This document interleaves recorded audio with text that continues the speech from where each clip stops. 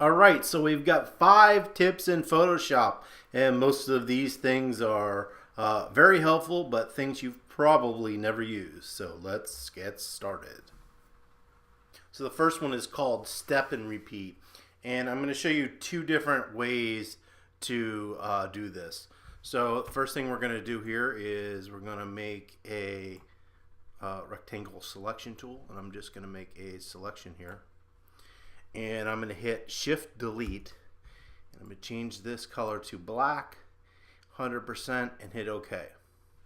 So we've created our first little bar. So the first part of this step is on a Mac I'm hitting Command Option and T for transform. Alright, and so notice that's automatically duplicated a transformation step. So what we're going to do is I'm going to slide this over. I'm not actually going to transform it, and then I'm going to hit return. Alright, so notice all we've done is take that selection and move it over one. Now here comes the easy part. So normally you'd have to either copy or paste and keep doing this over and over and over again. So here's where the step and repeat comes in. It will move this over and do exactly what we just did in that transformation step automatically. So what we're going to do is hold Command Option Shift T and just hit it over and over and over again, and it will automatically duplicate those steps all the way across. So Command D, and there we go. Step and repeat. Alright, so I've created a new layer, and we're going to use the circle selection tool here, and I'm just going to hold down Shift so we get a perfect circle and let go, and I'm going to hit Shift Delete so we get the fill command. So we're going to do black at 10%, and I'm going to hit OK, and so notice we've got black at 10%. So the next thing we're going to do is the first part of step and repeat, which is Command Alt T, and that will duplicate that layer. And we're going to make that a little bit smaller. And so notice this is layering it. And the reason this got darker is because it's duplicating it. Even though it's on the same layer, it's duplicating it over top. So now this is 10 plus 10, which is 20% gray. So I'm going to hit return. And now that we've done the first part, we can easily go into Command Option Shift T. And it's going to keep reducing those sides. And I can just keep doing this until I get it how I want it. Alright, so number 2 is going to be the Rotate View tool. So sometimes when you're making either a mask or you're retouching, or for some reason, sometimes trying to draw at an angle like this is very difficult. Now, it's pretty easy to draw left and right. It really just kind of depends on if you're using a pen tool, a Wacom tablet, a mouse, but sometimes making these lines can be very difficult. So one thing you can do is use the Rotate View tool, and it's very easy because all you have to do is hit R. So R comes up, and now notice I can rotate this image around.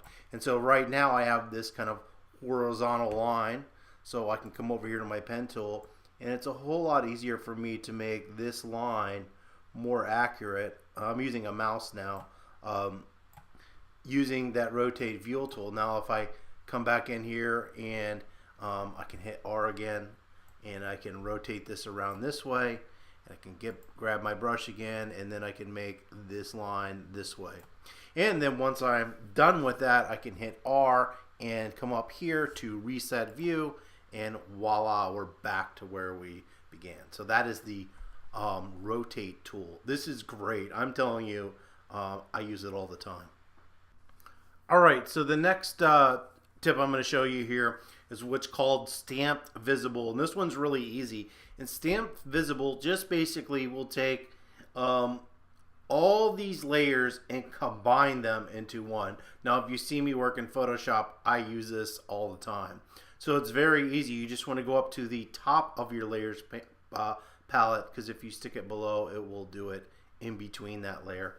So you could do it here. It's just I want to make a combination of all these layers into one layer, And there's many reasons you could use this for, but all you have to do is hold down on a Mac is Command Alt Option Shift E. All right, and you can see that has made a stamp visible layer. So now if I was to turn off all these layers, nothing is affecting the image because this is a combination of all these layers. So the next tip here is how to add contrast, and this is just a different way to do it. So notice we have this image and our blacks are a little bit flat and just the image in general is flat. So we're going to hit Command J and duplicate our layer, and we're going to go up here to our blending modes and change this to soft light. And you can see it added a whole lot of contrast to our image. Now what's great about using these methods is we can come in here to opacity and kind of dial that in to exactly where we want. So you can see the difference here from flat to adding that contrast. So the next one that we have here is, let me delete this layer, is we're going to take this face and I'm just going to make an adjustment layer here in this image. So I'm going to make a curves adjustment layer and I'm going to darken this. And so the problem is when you darken things or even lighten stuff in Photoshop with just a basic curves layer, it not only does it darken it, but it also changes the color. So what you can do is on that adjustment layer, drop down to luminosity, and now that image is just darkening it, but it's not actually changing that hue or that color of the image. Now it is getting more vibrant because we darkened it, but it definitely helps it so it does not shift the color. So if we go there, we can see it added a whole lot of red, and that's the normal issue that you have with that. And luminosity, we can go back and it keeps that same hue. Alright, and so the last one here is just kind of fun. So you're going to go down here to the three little dots in the edit toolbar and select that and just click on anything that you want. You're going to hold the shift key and hit done, and then just click anywhere in the menu and notice you have a banana instead of the three little dots. If you want to get rid of that, you just select it, go to the edit bar, select something. You're going to hit the Command Alt Shift done, and then you're going to click back here, hit toolbar, hit done, click back up here, and the banana is gone. So hopefully you found these tips interesting and fun. So please leave any comments and always subscribe. So thanks for watching.